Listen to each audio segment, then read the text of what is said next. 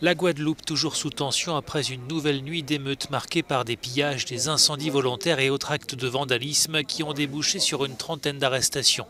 Des violences jugées inacceptables par le gouvernement français qui a envoyé sur place ce dimanche des policiers et des gendarmes supplémentaires, notamment des forces d'élite du GIGN et du RAID. À Pointe-à-Pitre où des maisons sont parties en fumée, des habitants sont sous le choc. Ça a brûlé, je vous assure, ça a duré 15 minutes, pas plus, 15 minutes. Entre le moment où le feu a pris dans la chambre et le moment où je suis arrivée dans la cour, toute la partie en bois avait déjà cramé.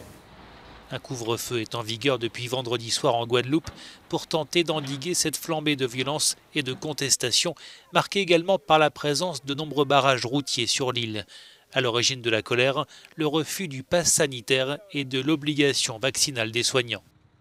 À Pointe-à-Pitre, certains habitants condamnent ces émeutes, d'autres les comprennent. Alors ce qu'ils font, certes, il y a certaines personnes qui ne peuvent pas bouger, mais c'est pour une cause. On ne peut pas blâmer ce qu'ils font pour dire que pour nous ne peut pas passer.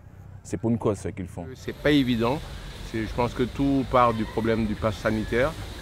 Et à un moment donné, comme on est toujours dans la situation du Covid, il faut quand même qu'on permette qu'une autorité de l'État nous guide et nous aide à sortir de la situation. Les autorités dénoncent la radicalisation d'une minorité alors que 90% des soignants en Guadeloupe sont vaccinés. Mais sur l'ensemble du territoire, à peine 50% de la population a reçu les 2 doses de vaccin, même si ce taux a progressé depuis l'été.